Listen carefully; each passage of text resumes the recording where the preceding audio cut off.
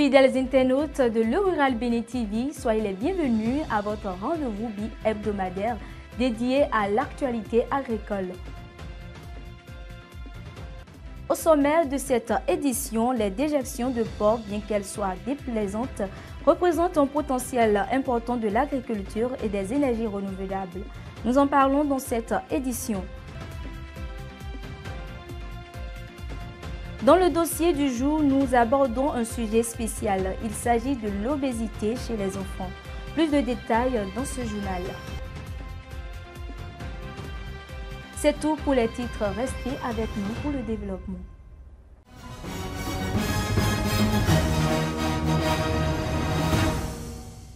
Avant le développement, intéressons-nous d'abord à la météo dans les villes de Ouidah et de Bohikon. Demain matin, à Ouidah, la température sera de 27 degrés Celsius avec un ressenti pouvant atteindre 31 degrés Celsius en raison du vent et de l'humidité. La probabilité de pluie est de 100% et le vent soufflera à 15 km par heure. Par contre, à Bohikon, il y aura des orages en soirée avec des minimales de 23 degrés Celsius. Le vent sera variable venant du sud et atteindra en moyenne 8 km par heure. Le risque de pluie est de 60%. L'humidité sera de 88% et l'indice UV de 0 sur 11. Du 2 au 10 août prochain, l'École internationale des métiers agricoles EIMA organise les vacances agricoles à Abomey-Calavi. Au programme, des ateliers pratiques en agroalimentaire, des activités ludiques, numériques et éducatives pour les jeunes de 12 à 17 ans. Un cadre idéal pour découvrir, apprendre et aimer la terre dès le jeune âge. Pour plus d'informations, veuillez contacter le 01 53 54 54 39 ou le 01 91 52 52 83. Les fumiers de porc sont très souvent sous-estimés alors qu'ils peuvent être utilisés comme engrais organiques et transformés en biogaz, offrant ainsi un potentiel économique. Suivez cet élément de Justin Adondé et de Jean-Jacques Torono. L'élevage porcin est une activité rentable, mais sa rentabilité dépend de plusieurs facteurs. Parmi les ressources souvent sous-estimées, mais qui peut être valorisées dans divers domaines, figure le purin de porc, communément appelé caca de porc ou déjection porcine. Des fientes de porc, c'est l'élément très important. Mais dans la famille, nous ignorons. À l'ancienne formule d'élevage, nous ignorons. C'est pour ça que nous voulons moderniser ces genre de choses-là. Les déchets de porc est très fertile. Nous pouvons en utiliser pour les composts. Vous voyez, la fabrication de l'engrais chimique bio-naturel. Et ça, on peut en prendre et fertiliser dans nos plants de jardin, nos maïs, ou fertiliser aussi de côté, il y a nos femmes qui produisent le piment, qui en ont besoin, la tomate et autres, ont besoin aussi d'engrais bio-naturel. Le porc peut faciliter à cette production à travers de la fabrication compost. Les fientes chez nous, on utilise ça dans les champs pour les cultures de maïs, les cultures des vivriers en général. Par exemple, les légumes, tout ça là, on utilise ça pour le développement rapide. Au-delà de cet usage agricole, les déjections porcines peuvent également être transformées en biogaz, une source d'énergie renouvelable. Le biogaz qui est là, le biogaz, les fientes de porc servent également à avoir de l'énergie renouvelable. Vous avez de l'énergie chez vous, vous n'avez plus à utiliser l'énergie électrique nécessairement. Donc vous pouvez cuisiner avec le biogaz, vous pouvez avoir de la lumière chez vous avec le biogaz. Ce secteur présente donc un fort potentiel économique à condition qu'il soit sérieusement exploité. En Côte d'Ivoire, la 7e édition du Salon international de l'agriculture et des ressources animales SARA se tient du 23 mai au 1er juin 2025 au parc d'exposition d'Abidjan. À cette occasion, la filière coton ivoirienne s'impose comme l'un des pôles les plus attractifs. Grâce à son stand animé par l'organisation Intercoton, les visiteurs découvrent les multiples facettes d'une culture essentielle au développement rural et à la transformation agro-industrielle du pays.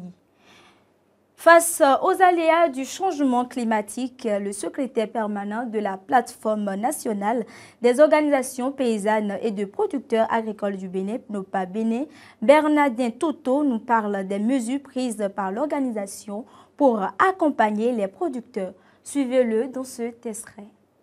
C'est une question assez primordiale, les questions liées au changement climatique.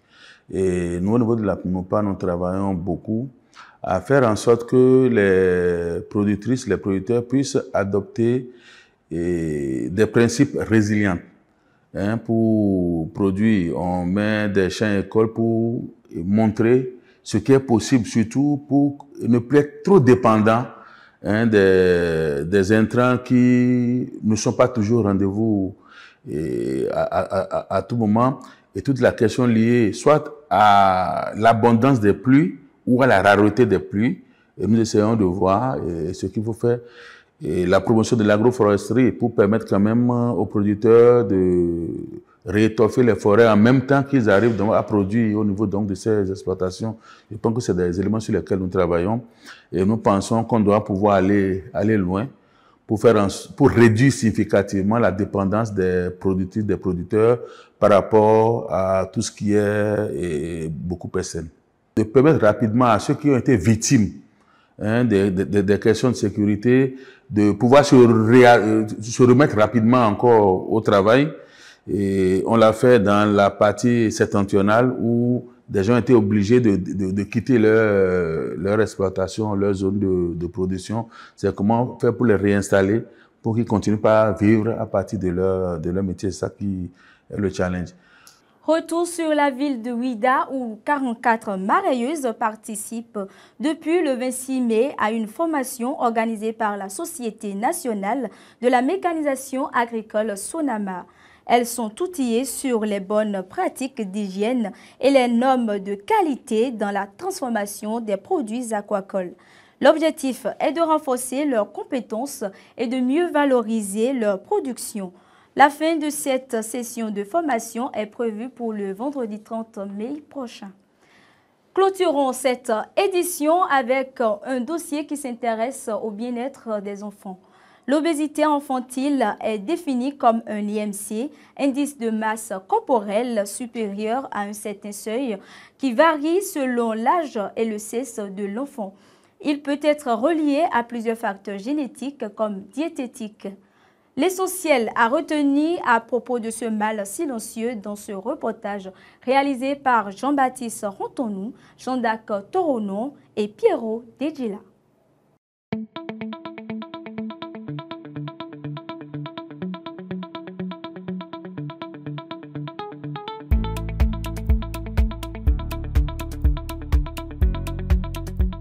Définie comme un excès de masse grasse dans le corps, l'obésité est une pathologie chronique et complexe qui affecte aussi bien les adultes que les enfants. Selon l'Organisation mondiale de la santé, OMS, un enfant sur 3 est en surpoids ou obèse. Chez ce dernier, plusieurs facteurs peuvent favoriser l'apparition de l'obésité. La première cause, ce que nous incriminons, c'est surtout l'alimentation. Chez nos enfants aujourd'hui, l'alimentation pose un grand problème où les enfants sont à la fast-food. Donc les shawarma, papa je veux un hamburger et c'est devenu le luxe. Et au lieu de manger convenablement, respecter les portions, c'est difficile pour les enfants aujourd'hui. À part l'alimentation, nous pouvons aussi incriminer le stress. Les enfants aussi qui restent aujourd'hui devant trop l'écran. Par exemple, c'est le portable 24/24, c'est la télé. Ce sont des facteurs de cause d'obésité aussi. Mais il ne faut pas oublier aussi les facteurs génétiques. Dans une famille où tout le monde est obèse, l'enfant est censé aussi être obèse. Les habitudes alimentaires familiales qui comportent le fait de manger trop gras, le fait d'habituer l'enfant à des quantités de repas qui dépassent l'apport qui lui est nécessaire. Il y a aussi les collations, les goûters que les parents donnent aux enfants. Au lieu de privilégier les aliments à faible contenance calorique, les parents préfèrent donner un biscuit un bonbon, des glaces, des gâteaux qui coûtent relativement moins cher mais qui ont un impact dévastateur très important sur la santé des enfants. Il y a aussi le grignotage chez les enfants un peu plus âgés qui ont l'âge de manger eux-mêmes ou qui prennent des petits sous pour aller à l'école. Ils sont plus facilement enclins à acheter un biscuit, prendre un jus, prendre un soda, et avec l'effet d'entraînement de groupe, ils consomment ces aliments-là qui plus tard pourraient participer à développer une obésité infantile chez eux.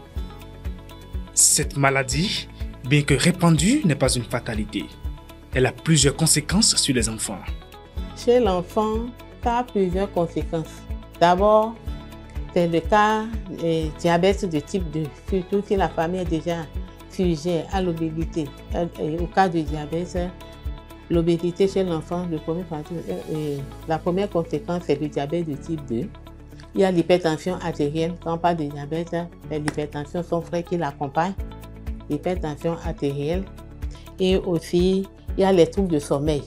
Parce que quand vous êtes trop gros, la respiration, dans des positions données, la respiration ne passe pas. Elle empêche le développement normal de l'enfant. Un enfant obèse va se sentir stigmatisé parce quand il regarde ses camarades, il verra que sur le plan physique, ils n'ont pas la même morphologie.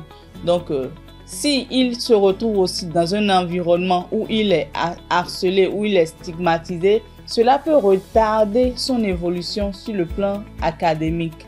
Peut plus tard développer le diabète plus facilement, développer une hypertension ou bien demeurer obèse de façon chronique, ce qui va influencer ses habitudes de vie, ce qui peut aussi avoir un impact sur son évolution professionnelle, son évolution sur le plan familial, parce que la stigmatisation peut l'empêcher de trouver un conjoint ou une conjointe qui pourra l'accepter. Il peut aussi transmettre cette obésité à son enfant plus tard. Au-delà des prédispositions génétiques, des gestes simples du quotidien peuvent contribuer à prévenir cette maladie. Ils doivent aussi veiller à ce que les collations qu'il prend entre chaque repas soient des collations saines. Un pot de yaourt par exemple, une compote de fruits fait à la maison, un repas avec une quantité plus importante de légumes et une portion de féculents moindre.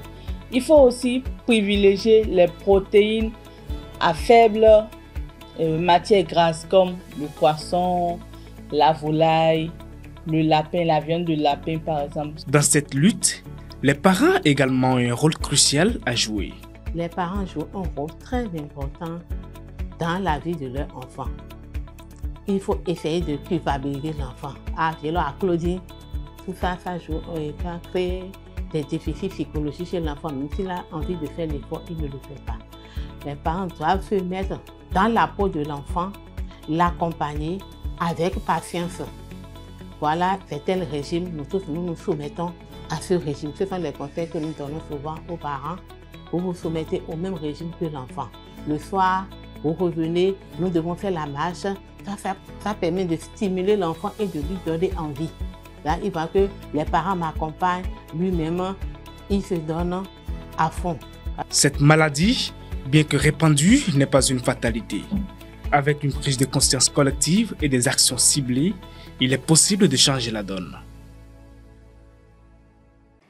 C'est la fin de ce numéro. Merci de nous avoir suivis et bonne suite de semaine à vous.